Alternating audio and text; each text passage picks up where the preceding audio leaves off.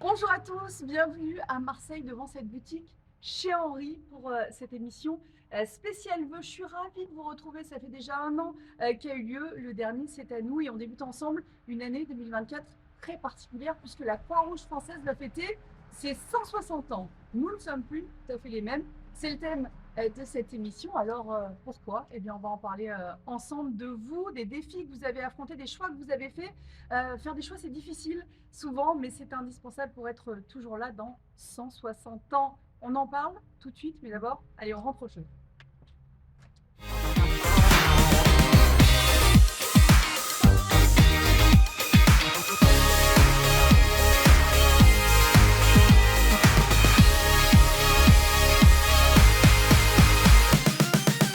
Et on se retrouve, ça y est, sur le plateau avec vous, Monsieur le Président, bonjour. Bonjour Laurie, Ravi de vous retrouver. heureux également de vous retrouver pour cette nouvelle année. Bonjour également Stéphane Lemonnier, vous êtes président de cette unité locale de Marseille. Merci de nous accueillir dans cette boutique chez Henri. Président, on va discuter ensemble dans quelques instants de cette année intense que la Croix-Rouge a traversée. Mais avant, on pose nos valises à Marseille avec vous, Stéphane. Stéphane, l'unité locale de Marseille revient de loin, il me semble. En même pas un an, vous avez remonté une équipe et relancé les activités qui étaient au point mort. Est-ce que c'était un sacré challenge? Racontez-nous. Oui, c'est le mot. D'abord, bienvenue à Marseille et merci d'être venu. Effectivement, il y a un an à peu près, le président Philippe Dacosta m'a proposé cet incroyable challenge de mettre fin à l'expérience métropolitaine et de faire renaître l'unité locale de Marseille. Alors, je vous avoue sincèrement que je ne savais pas trop où je mettais les pieds. Effectivement, c'était un vrai challenge. Et en fait, tout est parti du mois de mars 2023 où on a organisé des élections partielles. Une équipe a été élue avec moi. Et à partir de ce moment-là, on a pris notre bâton de pèlerin, on est allé voir les bénévoles, les responsables d'activité, les institutionnels, les élus. Et on a reconstruit pas à pas, en prenant notre temps. On a recruté de nouveaux cadres, formé de nouveaux bénévoles. On a pu, je crois, accueillir avec succès la venue du pape à Marseille, la Coupe du monde de rugby. On est intervenu aussi malheureusement sur le drame de la rue Tivoli avec l'effondrement d'un immeuble. Donc on peut dire que la Croix-Rouge est de retour sur Marseille. Qu'est-ce que vous nous préparez pour 2024? Alors on a plein de projets pour 2024, mais c'est vrai qu'il faut partir un peu du contexte général. On a une UL qui est un peu singulière quand même, hein, une unité locale singulière, puisqu'on couvre quand même un bassin de vie de 900 000 habitants. Il y a des établissements Croix-Rouge avec 2 crèches, un IFSI, un EHPAD, il y a Croix-Rouge Insertion. Donc on peut considérer quand même que c'est une unité locale qui a une dimension très particulière. Alors nos principaux projets pour 2024, c'est l'ouverture dans le quartier de la Belle de Mai, qui est l'un des quartiers les plus pauvres d'Europe, d'une épicerie sociale et solidaire. On a fait visiter au président d'Acosta ce matin les locaux avec l'équipe qui va animer ce lieu. On a l'ouverture d'une 5e vesti-boutique dans le quartier du Panier, à Marseille, qui est un quartier à côté du Vieux-Port. On a l'ouverture, alors un peu plus différée dans l'année, mais d'un lieu dans les quartiers nord de Marseille, dans le quartier Notre-Dame-Limite. Et ce qui est original, c'est en lien avec le diocèse de Marseille, qui nous mettra à disposition des lieux laïques en rez-de-chaussée d'une église, pour là aussi faire de la distribution alimentaire, du vestiaire et un lieu d'accueil, d'écoute et d'orientation. Et puis on a bien sûr les Jeux Olympiques de Marseille, l'arrivée de la flamme le 8 mai, et puis après la responsabilité de 10 matchs au stade Vélodrome. On va en reparler, bien sûr, dans quelques instants. Volontiers. Merci beaucoup Stéphane, bravo, hein, surtout on a envie de dire. Président, quelle énergie. Cette année, vous l'avez compris, hein, personne n'a été épargné par les crises et la Croix-Rouge a été encore une fois en première ligne, en France comme à l'international, séisme, inondations, conflits armés, sans oublier cette précarité qui monte et les difficultés financières, hein, qui impactent tout le secteur humanitaire. Et comme toujours, vous avez été là, vous avez réagi. Ensemble, on se remémore cette année avec le zapping. Président, on voit bien à quel point vous êtes de tous les combats. La Croix-Rouge, une nouvelle fois, était au coin de la rue, mais aussi au cœur des crises mondiales. En effet, Laurie, 2023 a été une année avec de nombreuses crises au niveau international. Les conflits armés d'abord, puisque le conflit en Ukraine se prolonge. On a l'irruption également du conflit armé au Proche-Orient, à Gaza. On a aussi l'instabilité politique sur le continent africain, et nous y sommes très sensibles, que ce soit au Niger, au Mali, au Soudan, et encore les catastrophes d'origine naturelle. Je rappelle les séismes en Turquie, en Syrie, au Maroc, en Libye, et tout cela alors que l'année 2023 a été l'année la plus chaude de notre histoire. Mais face à cela, je voudrais saluer l'engagement exceptionnel de plus de 16 millions de volontaires à travers le monde, présents dans 191 sociétés nationales, capables d'intervenir dès les premières heures et qui sont capables de créer un continuum de solidarité, d'engagement, de réponse aux crises. Et je voudrais en témoigner tout simplement par un moment exceptionnel que j'ai vécu au mois de mars à Agadez, au cœur du Niger, où j'ai vu des jeunes sur la route migratoire accueillis par la Croix-Rouge française, accueillis par également la Croix-Rouge du Niger, et puis être écoutés, accompagnés, soignés, et c'est pour nous une fierté en tant que telle. Mais je voudrais également avoir, au moment où nous ouvrons cette émission, avoir une pensée toute particulière et rendre hommage aussi aux volontaires du Croissant-Rouge palestinien, aux volontaires du Magen David Adom qui ont perdu des vies, et je voudrais avoir une pensée également pour les 4 volontaires qui hier ont été impactés à Gaza. Et je pense que c'est aussi cela qui montre que ça peut aller très loin, cet engagement au service d'un bel emblème. En France, non plus. Nous n'avons pas été épargnés. Toutes ces crises que vous traversez, ça vous oblige à vous adapter, à évoluer ? En effet, dans ce monde qui se fragmente, dans ce contexte géopolitique exceptionnel, nous avons également été durement touchés en France, à la fois par l'inflation, par la hausse de la précarité, mais aussi, on l'a vu à l'été, par les violences urbaines, et puis évidemment tout au long de cette année sur les crises écologiques, sur les catastrophes d'origine naturelle, et en particulier, je voudrais aussi saluer l'engagement et la disponibilité de tous les volontaires, qu'ils soient du Pas-de-Calais ou venus de toute la France, qui au mois de novembre et depuis quelques semaines à nouveau sont présents pour apporter soutien aux populations. C'est exceptionnel que cette générosité. Et puis, ces crises nous percutent en effet de plein fouet. On a pris conscience, je pense, et en particulier depuis la crise sanitaire, de nos vulnérabilités, mais aussi de la nécessité de faire évoluer nos comportements, de faire des choix, de nous fixer un cap. Et dès le début de mon mandat, j'ai donc fixé comme priorité de renforcer la résilience de notre organisation, c'est-à-dire tout simplement de déployer notre stratégie afin d'être présent avant, pendant et après les crises, de régénérer notre vie associative en donnant à chacun et à chacune le pouvoir d'agir. Le plan de relance secours est parfaitement une illustration de cette volonté. Et puis enfin, d'anticiper et de gérer les crises qui passent à un mode polycrise, multicrise qu'il faut affronter en tant que tel. Et finalement, avec la direction générale, avec le conseil d'administration, de renforcer la durabilité de notre modèle socio-économique et d'anticiper et de préparer notre institution à aborder demain. Parce que nous ne sommes plus les mêmes et nous ne pouvons plus être les mêmes. Et ça, c'est une conviction que partage l'ensemble du conseil d'administration. Et oui, pour faire changer les choses, il faut le faire ensemble, tous au même niveau, en mettant chacun à bord. On va partager avec vous des illustrations concrètes de projets inspirants et de dispositifs innovants qui montrent comment, ensemble, on peut faire bouger les lignes, parce qu'à la Croix-Rouge, on croit au pouvoir d'agir de chacun, car nous sommes tous, vous allez le voir, dans le même bateau. Quand on est à bord, on oublie tout.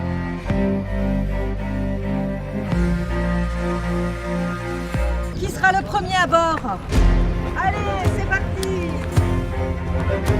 Bonjour à tous, bienvenue à bord. On est sur le bateau ici grâce à la Croix-Rouge qui nous a aidés plusieurs fois. Ils ont souvent les tickets qu'ils donnent pour acheter les trucs au marché et tout. Grâce à la Croix-Rouge, je peux me réparer dans ma petite vie un petit peu blessée. J'étais dans un bateau croisière, mais jamais sur un voilier.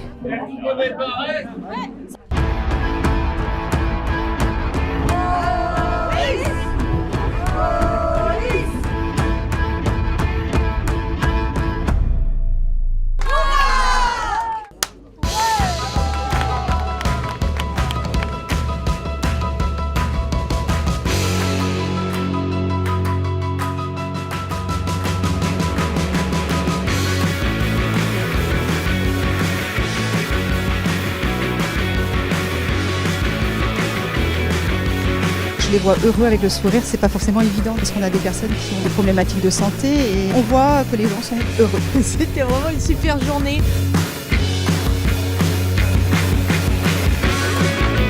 On a fait des belles rencontres, on a discuté avec plein de gens nouveaux et j'ai rencontré des super personnes. Même quand quelqu'un ne te connaît pas, tu t'appelles comment? Tu viens d'où? Super de voir des gens dans un autre cadre aussi qu'au travail.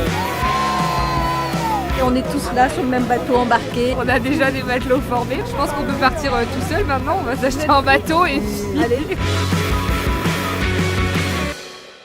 Et on adore ces images. Philippe Bruat nous a rejoint. Bonjour. Bonjour. Merci d'avoir accepté notre invitation. Philippe, vous êtes directeur du pôle Folk Bernadotte à la Seine-sur-Mer. C'est quoi déjà exactement ce pôle?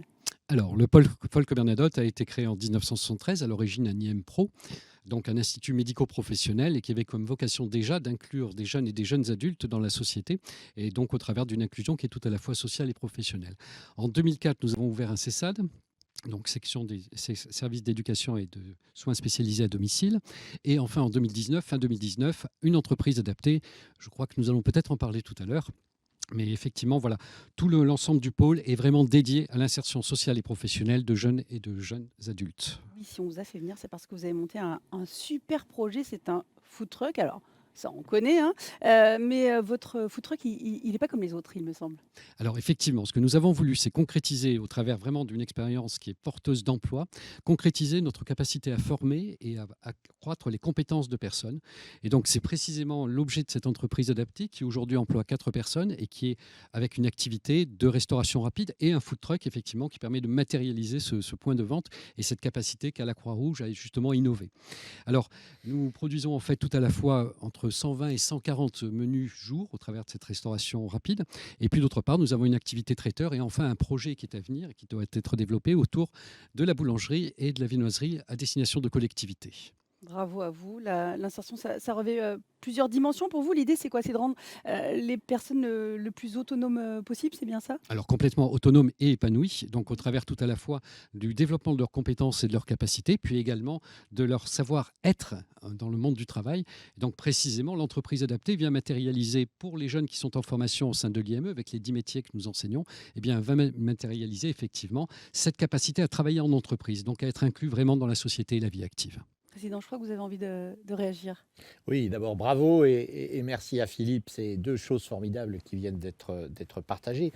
La première, c'est que les initiatives lancées par les territoires font florège chez nous et se développent parce qu'on a une capacité d'agilité, d'adaptation permanente. Je crois que ça, c'est le premier point. Le deuxième, c'est cette capacité d'initiative qui montre que lorsqu'on fait confiance aux personnes, la capacité des personnes à se relever, à se réinventer, à retrouver une place dans la vie, à tout simplement devenir des personnes autonomes et responsables, c'est quelque chose de formidable. Et à travers l'exemple que cite Philippe, j'ai des dizaines déplacements dans le pays où je vois en permanence ce type d'initiative poussée et grâce à l'engagement des femmes et des hommes et des volontaires de la Croix-Rouge. Oui, Président, il y a des rencontres qui vous donnent de l'espoir. C'est ce qu'on a ressenti quand on a rencontré Ben Siddiqui. Et plutôt que de vous raconter son histoire, eh bien, on va lui donner la parole. Philippe, merci, déjà d'être venu en voisin. Bon retour à la Seine-sur-Mer et on va accueillir tout de suite Ben Siddiqui. Merci.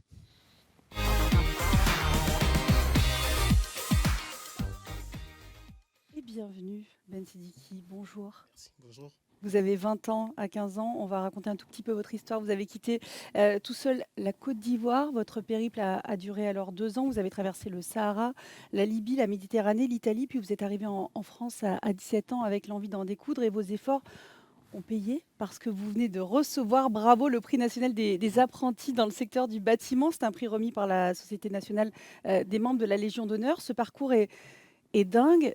Qu'est-ce qui vous a porté pendant toutes ces années?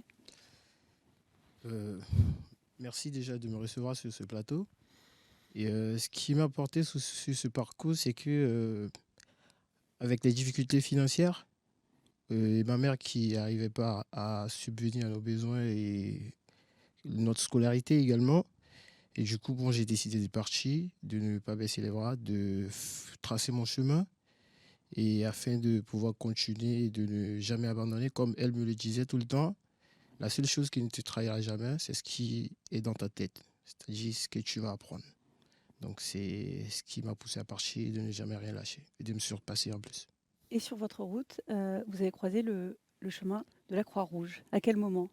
Et exactement, la Croix-Rouge intervient parce qu'après la confirmation de ma minorité, j'ai été transféré dans les Yvelines avec l'aide sociale à l'enfance des Yvelines et transféré ensuite, confié à la Croix-Rouge le dispositif d'insertion socio-professionnelle avec qui j'ai rencontré des éducateurs formidables et aussi ma référente à l'ASE, Madame Bintassam, qui m'a beaucoup accompagné.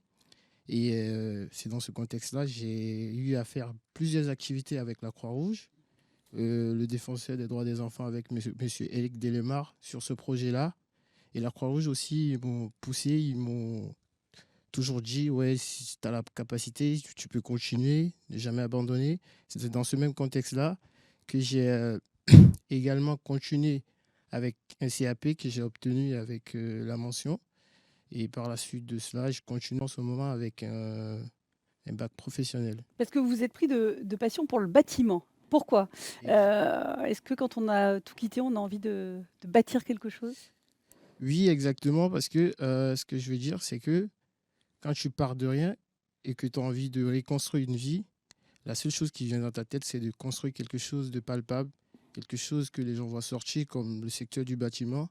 On a le projet Grand Paris aujourd'hui, qui est un projet phénoménal, et que faire partie de ces projets-là et marquer de ces empreintes, c'est très important. C'est dans ce contexte-là que moi, j'ai choisi le secteur du BTP. Et il y a ce prix national des apprentis, c'est un peu la consécration. C'est important pour vous, cette reconnaissance après toutes ces années? Oui, c'est important pour moi. Le prix départemental des Yvelines et le prix national des apprentis qui est décerné par la Société des membres de la Légion d'honneur, que je remercie par le biais de mes deux différentes marraines aujourd'hui, qui est Madame Anne de la Brigade et ainsi la docteure Marie-France Jourdan, qui continue de m'accompagner dans tout ce qui fait partie de mon projet en ce moment. Et je les remercie parce que ce projet-là, enfin ce prix-là, vient pour combler le projet que je me suis fixé depuis le départ et que j'ai décidé de ne jamais abandonner et de continuer encore beaucoup plus que jusque-là, qui marche bien.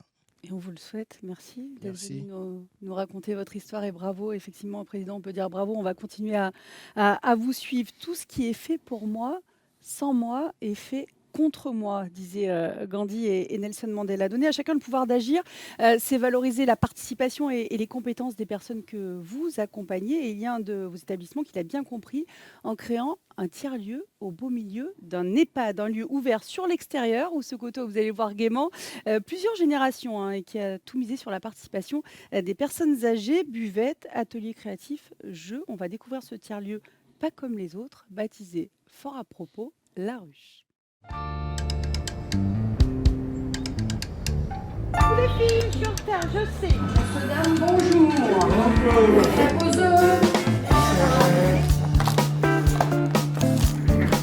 T'as vu contre Elbeuf? En vrai, on s'est fait voler le match. On veut vraiment casser les codes. On veut vraiment que cet endroit, on s'y sente comme un endroit là sur l'extérieur, comme la place du village, où on y retrouve le coiffeur, le bar, la salle de cinéma, comme en ville en fait. C'est un lieu de convivialité, de vie, d'échange. Oh oui, il faut que je travaille au bar. Messieurs, dames, le bar vous attendent.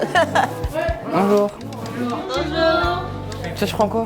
Moi, un chef mojito. Je fais le bar le lundi.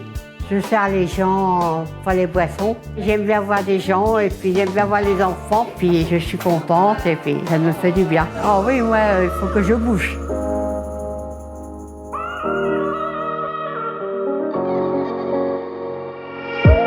Pour chacun des seniors, c'est vraiment un lieu où ils se sentent investis. C'est un lieu qui a du sens pour eux. C'est de se dire aujourd'hui, j'ai ma place et j'ai de l'importance et je peux donner quelque chose à l'autre. On est toujours très occupés en faisant des tas de choses. J'aime bien faire des choses avec mes mains alors. Allez, vas-y. Là, ça peut ce qu'il faut aller, ma chérie. Tu peux taper, hein, ça va pas se casser. Hein. C'est de l'importance de passer du moment avec les papis-mamies, se connaître, s'apprendre des choses ensemble. Les premières rencontres, c'était un petit peu pour eux une découverte, un monde différent de leur quotidien. Et au fil des rencontres, ça se passe à merveille, quoi. Ils adorent être là, ils échangent, il y a un lien, il y a quelque chose qui s'est tissé entre eux en fait.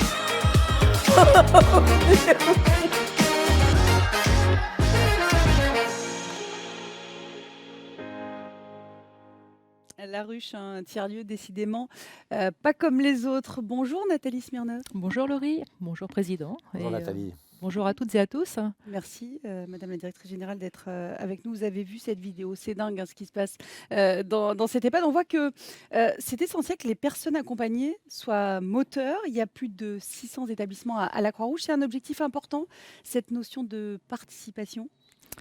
Alors, cette vidéo, effectivement, Laurie, est l'exemple type de ce que nous souhaitons développer au cœur de nos établissements avec la participation active, le développement de la participation active des personnes que nous accompagnons. Que finalement, l'ensemble de nos établissements médico-sociaux, sociaux, soient des lieux d'échange, de partage, où les personnes accompagnées développent, retrouvent ou continuent d'exercer leur pouvoir d'agir, leur pouvoir de décision, participent au projet d'établissement. Et finalement, qui mieux que la personne accompagnée elle-même pour savoir exactement ce qui est bon pour elle. C'est quoi la clé pour y arriver ? Alors la clé, ou l'une des clés, c'est de développer les synergies entre les établissements et les structures bénévoles. Hein. Ce tiers-lieu est l'exemple type de l'implantation de la participation au cœur de nos établissements. Un tiers-lieu implanté dans un EHPAD qui devient finalement un lieu d'échange, de partage, de transmission du savoir par nos aînés auprès de plus jeunes. Bref, l'application d'un principe de participation qui est finalement au cœur de notre projet associatif qui a été défini il y a quelques années. Au-delà de ça, ça devient aussi un lieu d'engagement pour l'ensemble de nos volontaires de la Croix-Rouge française. On y voit des jeunes, on y voit aussi nos salariés complètement engagés autour de la personne que nous accompagnons.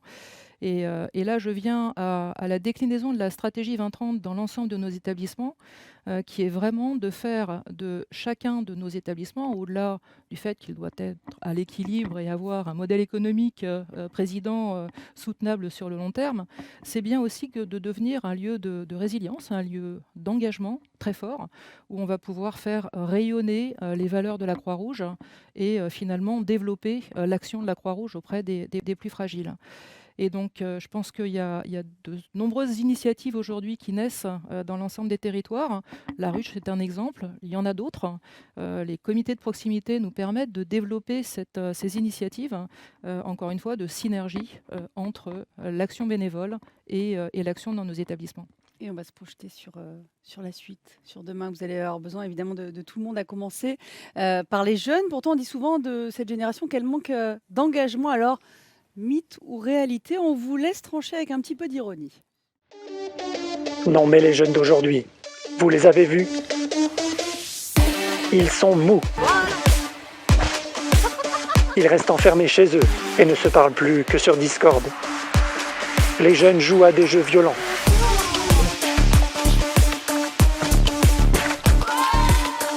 Et sont incapables de se concentrer plus de 5 minutes. Ils n'écoutent que de la musique criarde. Les jeunes ne savent plus s'exprimer correctement. Je puise ma résilience et mon inspiration de philosophie. La jeunesse d'aujourd'hui manque d'enthousiasme.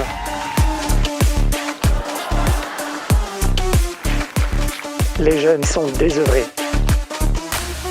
Ils sont individualistes. Les jeunes n'ont plus de valeur. Aujourd'hui, bien sûr, je suis bénévole à la Croix-Rouge. J'ai 18 ans. On peut donner tous un peu et ça nous fait grandir, vraiment ça nous fait prendre en maturité. Non mais franchement, qu'allons-nous faire de cette jeunesse ?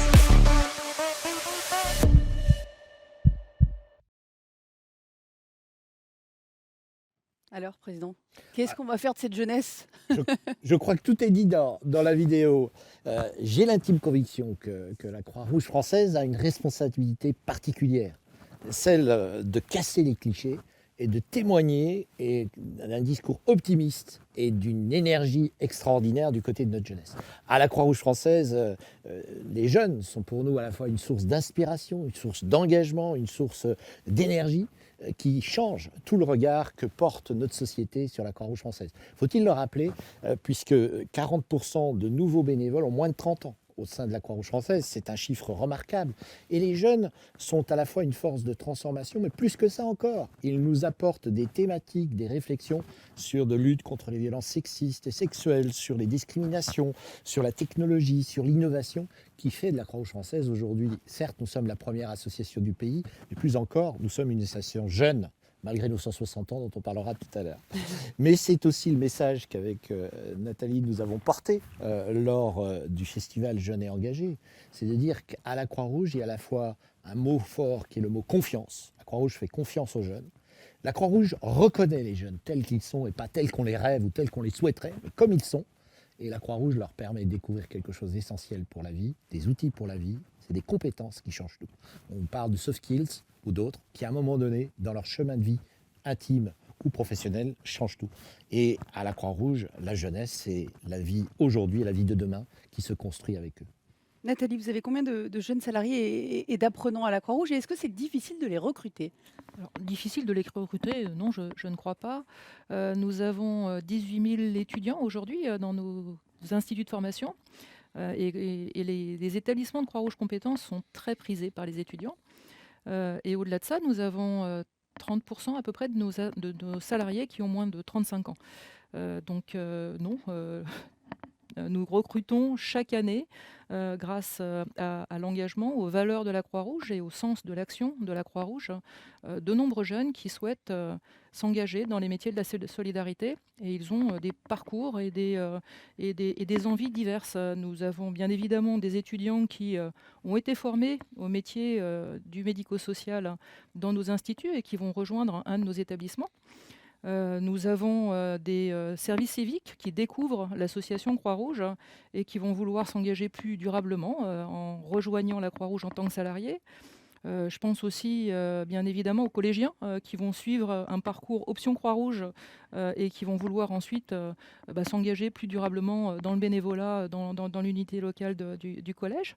Bref, donc des engagements et salariés et bénévoles de divers parcours. Et c'est ce qui fait toute la richesse de la Croix-Rouge et en particulier de cette jeunesse active, motivée, enthousiaste qui est recrutée chaque année par la Croix-Rouge. Donc non,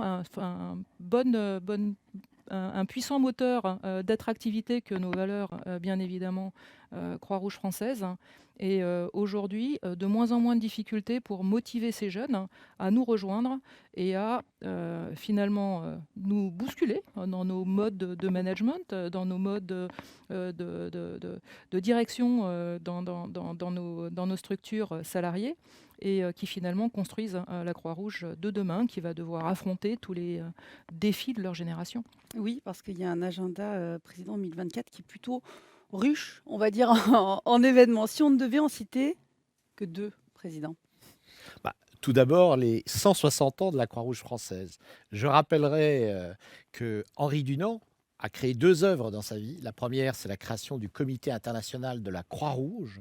Et l'année suivante, il y a 160 ans, le 25 mai, la Croix-Rouge française, la seule société nationale qui l'ait créée. Donc nous avons devant nous une année à marquer d'une pierre blanche.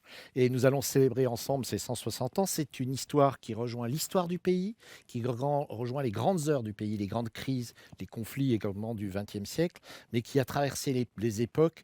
Mais mon vœu, c'est que chacun de nos territoires, chacune de nos unités locales, chacun de nos établissements s'empare de cette histoire et puisse renforcer les liens avec les Françaises et les Français, nos concitoyens, valoriser la contribution qui est la nôtre dans les territoires et je dirais rendre hommage tout simplement aux femmes et aux hommes qui ont fait la Croix-Rouge française à travers 160 ans.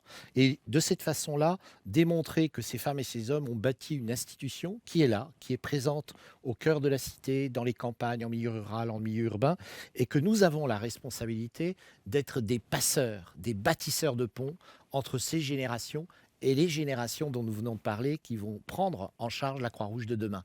Et donc 160 ans, c'est jeune. Nous sommes une belle dame qui a 160 ans, mais nous sommes aussi une association très jeune et très dynamique. Un autre événement, Président, un petit événement pour 2024, les Jeux Olympiques et Paralympiques. Alors cet événement, il se reproduit 100 ans après. Donc il est plus récent, ça veut dire. C'est un grand événement sportif, ces Jeux Olympiques, une grande fête du sport. Vous savez que nous sommes partenaires de la grande cause de l'année qui est le sport. Je vous invite également à pratiquer physiquement cette activité. Mais nous souhaitons ensuite faire de cet événement des Jeux Olympiques quelque chose de mobilisateur. Et c'est aussi une expérience unique pour chacune et chacun d'entre nous que de vivre ces Jeux Olympiques, pour le pays également. Et puis nous avons deux grands défis. Le premier de ces défis, c'est d'abord un défi sur le plan de la sécurité civile. C'est une immense fierté de savoir que la Croix-Rouge française va assurer la sécurité de milliers de participants venant des quatre coins du monde. Et c'est à la fois une présence dans des moments exceptionnels, comme la cérémonie d'ouverture, de clôture, c'est la présence au stade Vélodrome, c'est la présence au Stade de France, c'est aussi l'occasion tout simplement d'être porté secours au coin de la rue si des événements se produisent dans ce temps-là. Et puis, plus que cela, au-delà des milliers de secouristes, c'est toute la Croix-Rouge française qui est concernée, parce que ça doit être aussi un moment de solidarité, d'attention aux plus fragiles, aux plus vulnérables. C'est aussi une dynamique qui doit nous permettre de retisser des liens. Nous avons fait Croix-Rouge chez vous au cours de la crise sanitaire. Nous devons inventer des formes nouvelles de solidarité, fédérer tout simplement des énergies nouvelles. Et puis tout simplement pourquoi ? Parce que nous devons saisir ces deux événements pour donner envie à des Françaises et des Français, des femmes et des hommes de nous rejoindre. Nous avons besoin d'énergie nouvelle pour aller conquérir des terres nouvelles pour la Croix-Rouge française, de pouvoir raconter notre histoire et de dire oui, nous étions là hier, nous sommes là aujourd'hui et nous serons là demain. Alors, puisqu'on est à Marseille, je sais que pas mal d'actions sont prévues autour des Jeux Olympiques et Paralympiques. Stéphane Lemonnier, vous êtes toujours avec nous. Qu'est-ce que vous avez prévu justement pour cette grande occasion ? Racontez-nous tout. Déjà, le 8 mai, on a à Marseille ce privilège incroyable d'accueillir l'arrivée de la flamme olympique sur le territoire, avec 120 secouristes qui seront mobilisés pour ce bel événement. Nous avons ensuite la responsabilité d'assurer les postes de secours sur le stade Vélodrome pour 10 matchs de football pendant l'épreuve des Jeux. Et ensuite, on a imaginé un peu une fan zone un peu originale avec l'EHPAD de Marseille, qui associera bien sûr les résidents, les habitants du quartier, des jeunes du quartier et puis nos bénévoles, avec un certain nombre d'animations, des stands, et on présentera notamment des animations autour des gestes des premiers secours. Et donc c'est l'idée de monter quelque chose, d'ouvrir l'EHPAD sur le quartier avec des échanges intergénérationnels et des échanges entre établissements et vie associative Croix-Rouge. Donc ça promet. On est très impatients. Merci Stéphane, ça promet d'être un moment exceptionnel. D'ailleurs, on a une vidéo qui illustre de super initiatives d'unités locales, du département et d'établissements qui seront mises en place au moment des Jeux. N'hésitez pas à vous en inspirer. C'est cadeau. Allez, on regarde.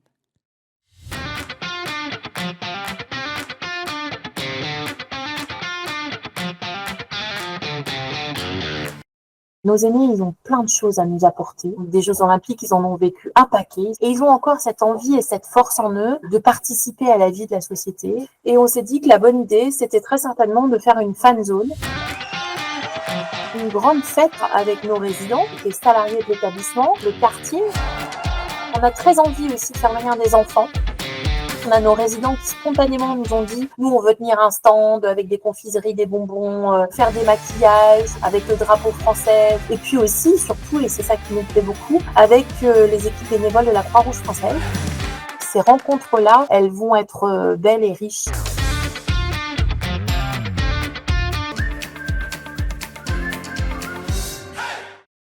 Nous avons décidé de travailler sur les Jeux paralympiques et de peindre les pictogrammes qui sont un moyen de communication dans le handicap, comme ceci. Ici, nous avons le volleyball assis. Je vous présente le basket fauteuil, du tir à l'arc, le goalball, c'est du foot couché. C'est un sport pour malvoyants. Nos tableaux seront exposés à la Maison de la Région à Nîmes. Nous avons demandé au national s'ils pouvaient mettre ces tableaux en exposition au niveau du Centre Croix-Rouge national à Paris. Et en fait, On aimerait y aller à Paris. Mais on a besoin de vous tous. C'est pas évident de trouver un hébergement pour amener 4 jeunes en situation de polyhandicap. Pour ces adolescents et leurs familles, c'est énorme.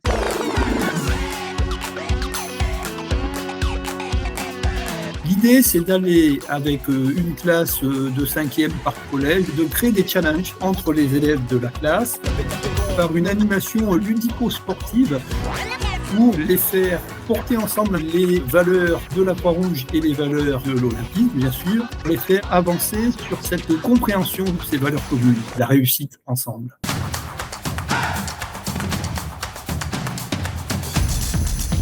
C'est l'occasion d'être en contact avec une grande partie de la population sur la fan zone pour faire passer des actions autour des gestes qui sont. À peu près 1200 personnes pourraient être formées sur la totalité de la période de la fan zone.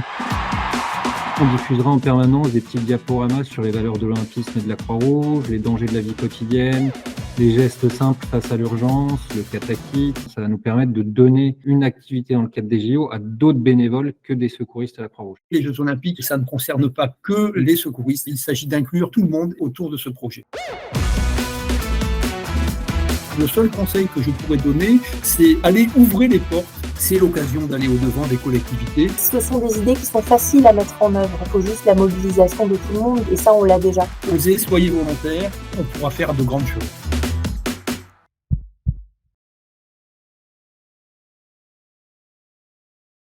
Et ça donne envie, on a hâte. J'en profite pour vous dire que le formulaire d'accréditation pour les secouristes et logisticiens pour avoir accès aux sites olympiques est ouvert. Vous le retrouverez sur le site dédié qui s'affiche actuellement à l'écran. N'oubliez pas de le remplir rapidement. C'est bientôt l'heure de se quitter. Déjà, mais avant cela, Philippe Dacosta et Nathalie Smirnoff ont tenu à vous présenter leurs vœux et à vous adresser ce message. Nathalie et Philippe, c'est à vous.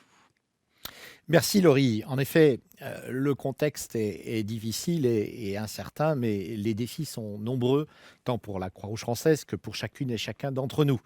Nous sommes en effet à la Croix-Rouge et nous savons que les actions comptent et que nous pouvons faire la différence, que nous avons la prise directe sur les événements. Et donc, je vous souhaite d'abord à toutes et à tous de trouver du sens, du plaisir, d'être heureux dans votre engagement à la Croix-Rouge française tout au long de cette année 2024. Ces 160 ans, c'est l'occasion de se rappeler ce que nous apportons, notre contribution à la société, notre capacité à faire la différence, à changer le cours des événements. Ce que l'on ne peut pas tout faire, bien entendu, mais qu'on peut tous faire un peu, et ça, nous en sommes tous convaincus. Enfin, je voudrais, en ce début d'année, nous inviter tous à prendre soin de nos vulnérabilités, des plus fragiles d'entre nous, mais également de rester soudés, de rester solidaires et engagés, de prendre soin tout simplement des uns et des autres, de prendre soin de la Maison Croix-Rouge, je dirais, et la force de la Croix-Rouge, c'est d'être en capacité aussi de rassembler des femmes et des hommes de toute origine, dans leur diversité, dans leur sensibilité, dans leurs horizons, et de réussir ensemble à faire unité autour d'un même emblème, de permettre à chacune, à chacun de s'épanouir, de trouver sa place, car en fait, la Croix-Rouge est bien plus qu'une institution, c'est une fierté que nous partageons ensemble, un héritage qui nous appartient de cultiver et de transmettre aux générations futures. Je vous souhaite à toutes et à tous une très belle année 2024 et nous vous donnons rendez-vous avec la direction générale, avec les membres du conseil d'administration tout au long de cette année 2024 sur le terrain, à la fois pour célébrer les 160 ans et pour réussir ensemble les Jeux Olympiques à la fois à Paris mais aussi sur l'ensemble du territoire national et ici à Marseille bien évidemment. Nathalie, qu'est-ce que 2024 vous inspire ? Bien, comme vous l'avez dit, Président, nous entamons cette année 2024 dans un contexte international troublé, des catastrophes naturelles qui s'enchaînent, des besoins sociaux en France qui explosent. Mais finalement, c'est dans ces grands moments de tension, de difficulté, que la Croix-Rouge montre toute sa force collective et son unité, vous l'avez dit, Président. Nous jouissons en ce moment de la considération, la reconnaissance immense du grand public qui se démontre par sa générosité et qui l'a redémontré encore l'année dernière en 2023. Nous jouissons aussi de cette reconnaissance auprès des pouvoirs publics, au national, mais aussi et surtout dans les territoires, en particulier dans cette période d'inflation et de crise de l'énergie. Nous jouissons de cette reconnaissance aussi auprès des entreprises qui nous accompagnent systématiquement à chaque fois qu'on a une crise à laquelle faire face. Mais aussi et surtout auprès des personnes que nous accompagnons, auprès des plus fragiles que nous accueillons. Et cela, c'est grâce à vous, grâce à vos sourires, à vos mots, à vos actions, à votre présence auprès des plus fragiles, des plus vulnérables. Et pour cela, je voudrais vraiment vous remercier. Et si j'avais juste 3 choses à dire pour cette année 24, eh bien c'est de poursuivre la déclinaison de notre stratégie 2030 dans l'ensemble de nos territoires avec les principes de participation, d'inclusion, comme on a pu en parler tout au long de cette émission. Continuer aussi à être parfaitement exemplaire dans notre transition verte, dans notre égalité des genres, bref, dans nos respects des valeurs RSO au sens large. Et puis, bien sûr, une année spéciale JOP 2024, où on va avoir l'occasion de démontrer notre formidable force opérationnelle pendant l'ensemble de ces Jeux. Mais c'est aussi l'occasion d'une respiration associative et d'une force de cohésion au sein de tous les territoires. Et là, on a vraiment une opportunité unique de faire rayonner l'association en 2024. Donc, très très belle année en perspective. Et je souhaite effectivement aussi individuellement à chacun et chacune d'entre vous le meilleur pour cette année 2024. Et vous pouvez bien évidemment compter sur mon plein engagement à vos côtés.